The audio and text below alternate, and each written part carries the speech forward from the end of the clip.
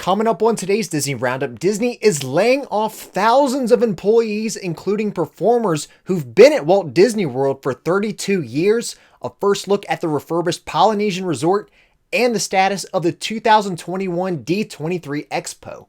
I have all that and more for you coming up right here on the DRU.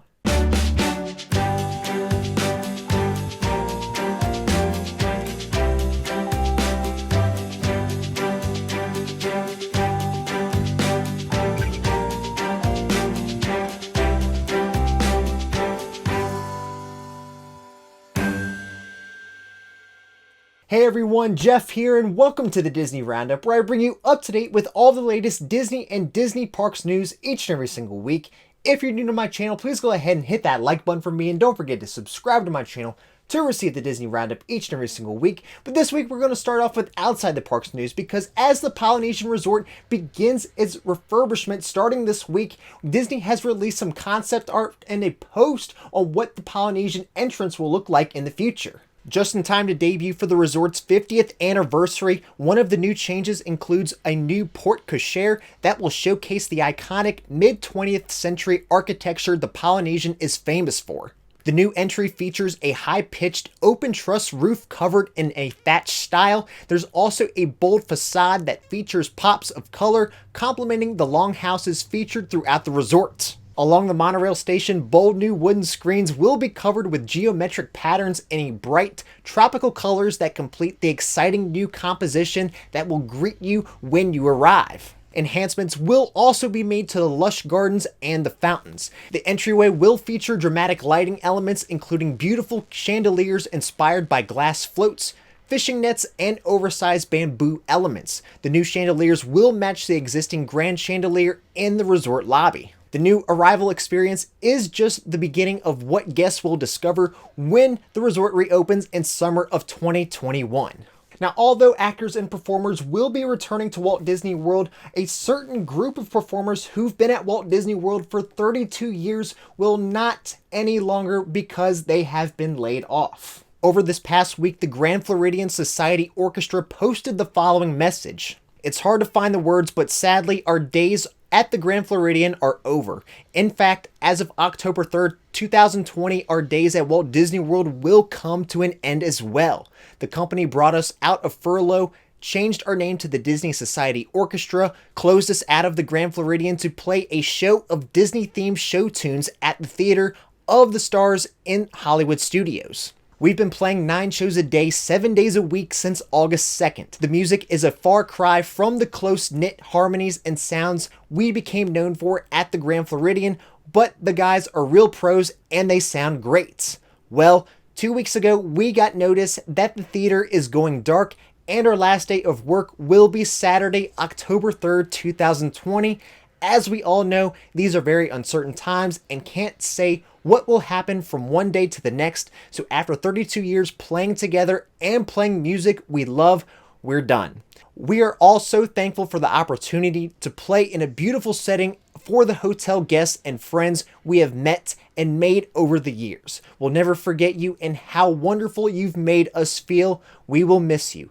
Thank you, thank you, thank you. So yes, the band has been performing at the Grand Floridian since opening day. Walt Disney World did follow up with their own statements saying, as you know, we are always evaluating and refining our offerings and creating new ideas to build upon Disney stories. This philosophy, in keeping with Walt Disney's vision for continuing to grow and evolve, giving guests a mixture of familiar and new experiences with each visit.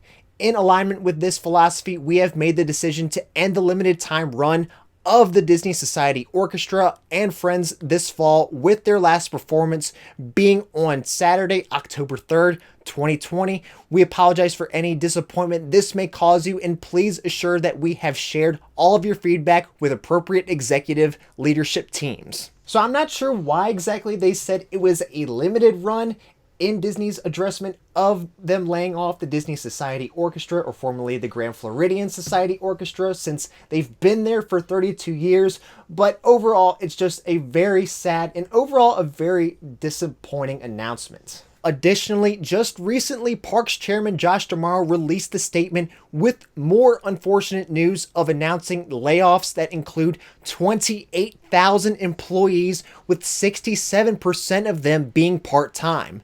This being because, as he mentions, California, by the state's unwillingness to lift restrictions that would allow Disneyland to reopen. In conclusion, D'Amaro does say our cast members have always been a key to our success, playing a valued and important role in delivering world-class experience, and we look forward to providing opportunities where we can for them to return.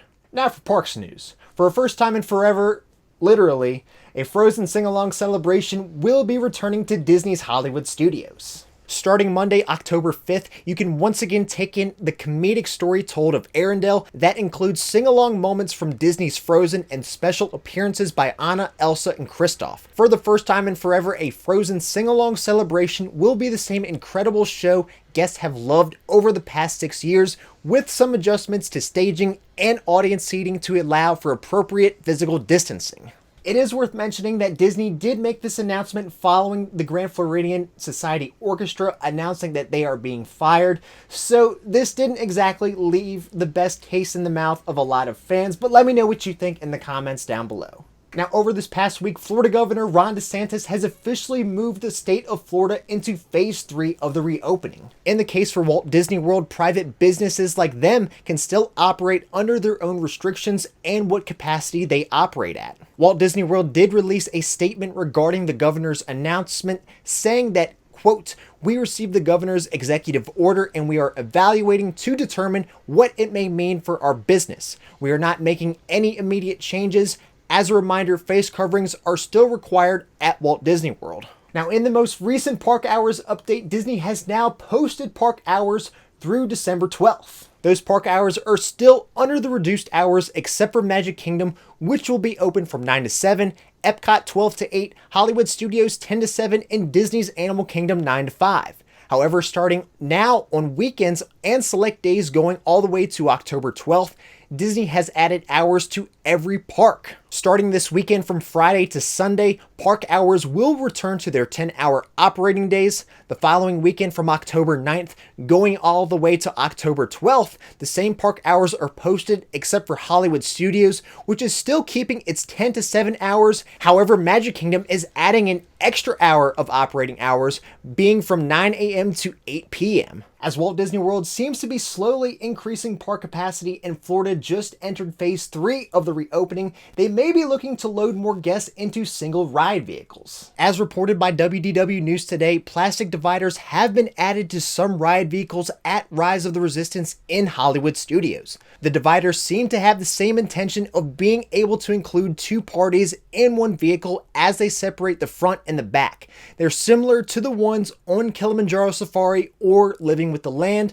Currently at Rise, one party, even if it's just one guest, gets their own ride vehicle. In addition, plexiglass dividers have also been added to Tower of Terror that are placed in the front and back rows. Now for company news. Just the other day, D23 made an official announcement regarding the status of the 2021 D23 Expo. The update states, "We are excited to announce that the next D23 Expo will be held September 9th through the 11th, 2022 at the Anaheim Convention Center. D23 Expo 2022 will be a celebration unlike any other, as we give fans a first look at the incredible plans for the 100th anniversary of the Walt Disney Company." So the next D23 Expo, which was originally set to be in 2021, will be pushed back a year and will be back-to-back years, assuming they'll still go with the one in 2023. As it mentions, this expo will give a first look at the plans for the Walt Disney Company's 100th year. I'm excited to see what all they have planned for that in regards to movies, the parks, and more. Hopefully COVID hasn't affected those plans too much. Now, if you enjoyed the live-action remake of The Lion King, you're in luck because it seems that a sequel is on the way. According to an article from Deadline, Walt Disney Studios has named Oscar-winning director Barry Jenkins to direct the sequel of the film. The sequel is said to continue to use photorealistic technology that director Jon Favreau